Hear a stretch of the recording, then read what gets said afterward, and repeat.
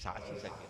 Erlangga Hartarto mendadak mundur dari Ketua Umum Partai Golkar. Mundurnya Erlangga memicu munculnya spekulasi pasca pencalonan Ridwan Kamil di Pilkada Jakarta. Benarkah Erlangga mendapat intervensi dari pihak eksternal? Kita akan membahasnya bersama analis politik Poltreking Hanta Yuda serta Wakil Ketua Umum Partai Golkar Nurdin Halid. Selamat sore Pak Nurdin, selamat sore Bang Hanta. Selamat sore, Assalamualaikum.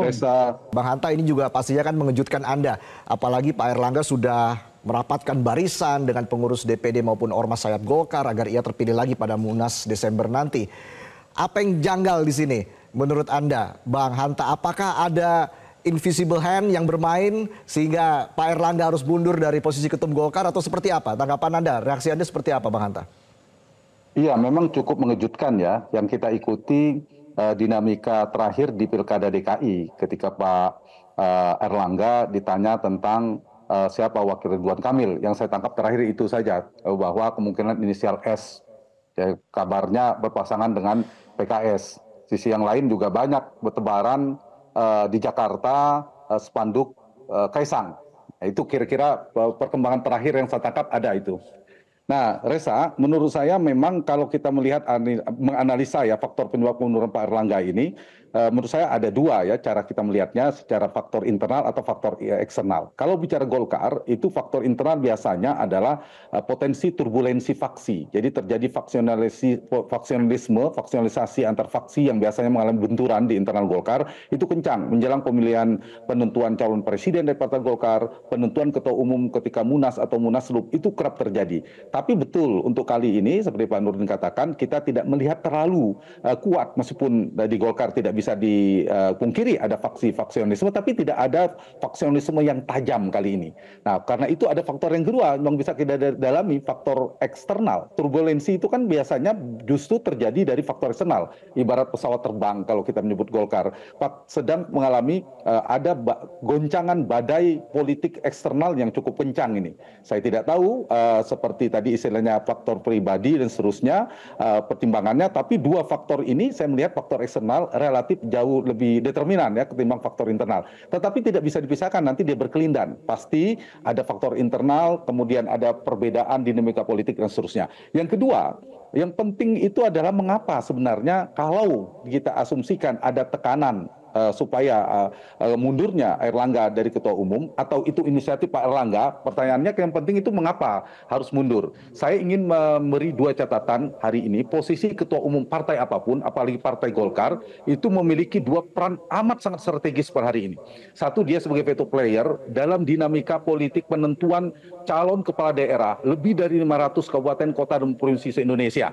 Dan ini memiliki implikasi kalau ada perubahan ketua umum, bisa jadi merubah keputusan yang sudah ada di Partai Golkar sebelumnya yang sudah mengusung nama. Apalagi yang menjadi sentral adalah isu di Pilkada DKI, Pilkada Jawa Tengah, Pilkada yang lainnya. Yang kedua, Ketua Umum Golkar ini juga sangat menentukan nanti siapa yang menjadi pemegang hak prerogatif menteri-menteri yang akan ditawarkan, yang akan disodorkan kepada Presiden terpilih Prabowo. Siapa akan menjadi utusan dari Golkar. Jadi Ketua Umum Golkar itu seksi hari ini. Karena itu Golkar mengadakan Munas pada bulan Desember, dan di bulan Agustus Munaslup itu memiliki implikasi yang sangat besar sekali. Jadi kalau kemudian ada Munaslup, maka ada orang baru nanti yang akan menentukan dua poin penting yang saya katakan tadi, yaitu kemungkinan akan merubah konstelasi, mungkin bisa jadi koreksi 1-2 daerah di pilkada yang menyiapkan nanti kontestasi politik nasional. Karena itu kemunduran, saya membaca kemunduran dari Pak Erlangga ini pintu masuk untuk Munaslup pergantian ketua umum. Jadi poinnya pasti penggantian ketua umum, tapi harus ada prakondisi. Seperti tadi, akan ada pleno PLT ketua umum, menyiapkan Munaslup. Nah, dari Munaslup inilah nanti pemilihan ketua baru, faktor penentu ketua umum sangat ditentukan biasanya kalau bicara Golkar, Pak Nurdin sangat paham sekali, 3 faktor yang sangat menentukan nanti. Satu, faktor kekuasaan, artinya siapa yang paling dapat restu dan pengaruh kekuasaan. Kedua adalah kekuatan logistik politik, dan ketiga adalah kekuatan jejaring pemilik suara atau organisasi di bawah. Tapi yang paling menentukan di Golkar, saya harus mengatakan faktor nomor 1. Siapa yang paling mendapatkan restu, kekuatan di kekuasaan sangat penting dan biasa menjadi pemenang. Apalagi kalau ternyata memegang kekuasaan itu tidak sekedar menjadi politik, itu menurut saya akan terlihat nanti di dinamika Golkar. Jadi poin saya adalah kalau Golkar mengadakan pergantian atau suksesi kepemimpinan di bulan Desember, maka telunjuk kekuasaan atau presiden yang berkuasa pada saat itu Prabowo Subianto namanya. Tapi kalau bulan Agustus bukan Prabowo Subianto, namanya Joko Widodo. Jadi kalau kemudian ada munaslup, maka Pak Nurdin, saya menganalisa faktor Pak Jokowi sangat besar sekali. Tinggal siapa nanti mengganti Pak Erlangga, apakah Pak Jokowi sendiri, apakah putra Pak Jokowi, atau orang Jokowi. Kabarnya ada nama Bahlil dan sebagainya, atau nama-nama yang lainnya, atau mungkin Pak Nurdin Halid juga bisa mencalonkan diri nanti. Saya kira itu. Jadi menurut menurut Anda, Bang Hanta, apakah memang Pak Erlangga ini dianggap berseberangan dengan kekuasaan? Jika kita merujuk pada dinamika Golkar sebelumnya, kan cenderung juga ada cawe-cawe untuk menggeser ketum yang tidak sejalan, misalnya Pak Abu Rizal Bakri contohnya. Ini mungkin tidak Pak Erlangga dianggap berseberangan dengan kekuasaan? Ya, waktu di Pilpres sebenarnya ada dinamika ya, menjelang Pilpres ada dua katakanlah kelompok ya, ada pendapat yang ingin merapat ke Ganjar Pranowo, ada yang ke Prabowo Subianto, tapi itu kan sudah selesai ya, mungkin ada dinamika. Hari ini juga kalau dilihat Pak Erlangga juga mungkin ada sikap terkait dengan siapa di Pilkada Jakarta dan sebagainya. Nah, kalau saya melihat dari dua, ini kan akan ada transisi kekuasaan ya. Dari sisi Pak Prabowo, saya ingin menjawab pertanyaan itu tapi dengan analisa ini. Dari sisi Pak Prabowo, mungkin dugaan saya lebih baik Erlangga yang menjadi Ketua Umum Golkar. Karena relatif lebih mudah dikendalikan, tanda petik ya, sebagai presiden, kemudian menjadi menterinya ke depan dan seterusnya. Tapi bagi Pak Jokowi tidak, mungkin beda. Ini justru Pak Jokowi ada dua agenda penting bagi Pak Jokowi. Karena menghadapi pilkada, kita tahu di pilkada ini akan maju juga Mas Kaisang disebut-sebut dalam konteks pilkada. Yang kedua Pak Jokowi juga di pasca pemerintahan ketika tidak menjadi presiden lagi, tentu beliau membutuhkan kaki politik yang kuat juga untuk melakukan negosiasi politik, komunikasi politik ke depan. Kalau mantan presiden tidak punya kaki politik kan dilupakan untuk ketemu, berdinamika dan seterusnya. Beda ceritanya kalau kemudian memegang salah satu partai yang strategis, itu akan sangat diperhitungkan. Jadi poin saya adalah dua itu tadi, kalau dikatakan secara ekstrim berseberangan tidak, tapi dengan dua analisa saya tadi sebenarnya Reza bisa kita baca sebenarnya Erlangga aman bagi siapa, yang relatif kurang aman bagi siapa, kira-kira begitu per hari ini. Saya langsung ke Bang Hanta. Bang Hanta, mungkin tidak akan timbul gejolak terutama di pengurus daerah pasca mundurnya Ketua Umum Partai Golkar Erlangga Hartarto? Potensi itu cukup besar ya menurut saya, meskipun per hari ini kita melihat tidak ada demi keutuhan dan seterusnya, tetapi gejolak itu mungkin saja terjadi. Nanti kita lihat di Munaslup. Munaslup ini setelah ada pleno penentuan PLT Ketua Umum Golkar, kemudian menentukan agenda Munaslup. Nah, nanti di Munaslup nanti akan ada isu nanti, mekanisme pemilihan Ketua Umum, persyaratan Ketua Umum, merubah ADART, bolehkah yang di luar Partai Golkar tiba-tiba menjadi Ketua Umum. Mungkin isu-isu itu yang akan mungkin menjadi gejolak dalam tanda petik istilah Reza. Tetapi jika tanda petik, saya menggunakan tanda petik, cengkraman, faktor eksternal cukup kuat, gejolak itu relatif teratasi.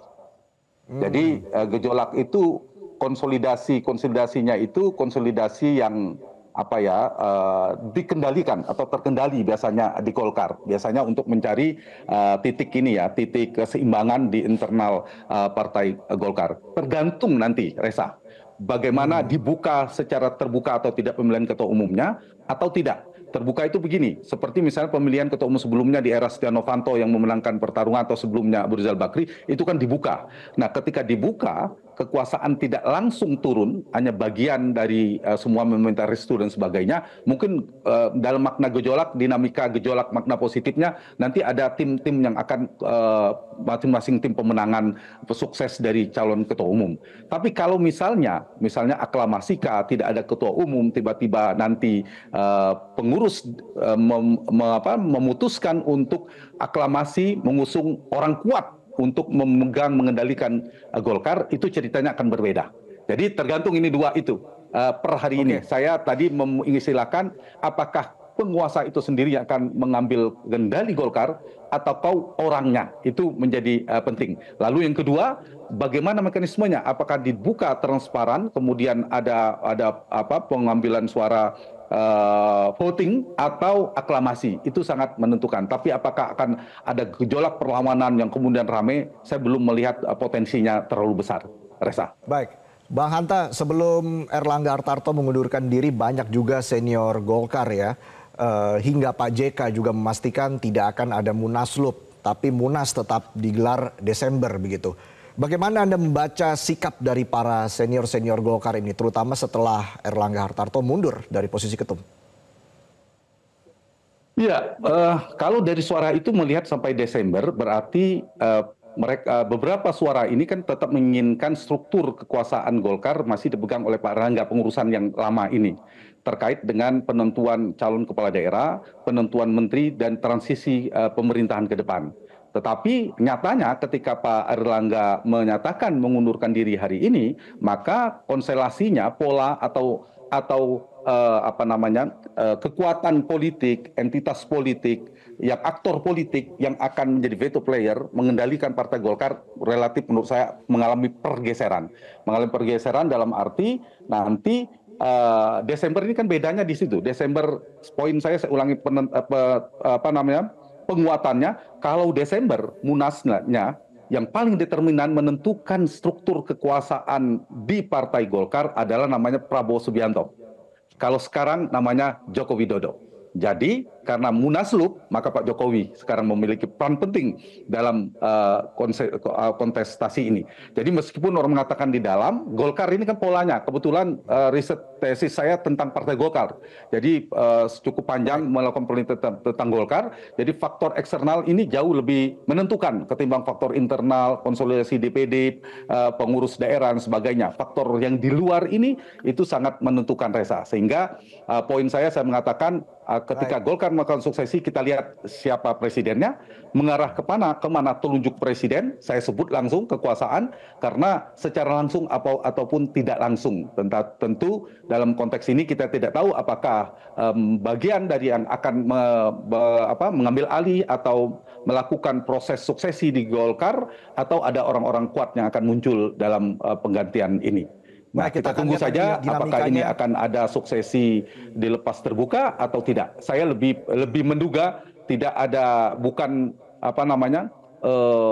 pemilihan yang terbuka kemudian ada debat dan sebagainya, tapi lebih pada nanti pengambil alihan dengan lebih mulus soft proses suksesi di Partai Golkar. Dan implikasinya dua. Implikasinya adalah kemungkinan ada sedikit koreksi di partai di penentuan kepala daerah. Yang kedua, implikasinya siapa yang akan menetorkan nama di menteri-menteri Golkar di pemerintahan baru terakhir nanti. Dan satu lagi implikasinya, ini bisa jadi, saya ingin mungkin ini terakhir kita diskusi sesi ini, Reza, ini bisa jadi kabar baik bagi Pak Jokowi, kabar kurang baik bagi Pak Prabowo. Oke, kita lihat nanti dinamikanya seperti apa ya. Bang Hanta, terima kasih atas analisanya. Bang Hanta Yuda, dan sebelumnya Pak Nurdin Halid sudah bergabung bersama kami dalam Prime Time News. Jelajahi cara baru mendapatkan informasi. Download Metro TV Extend sekarang.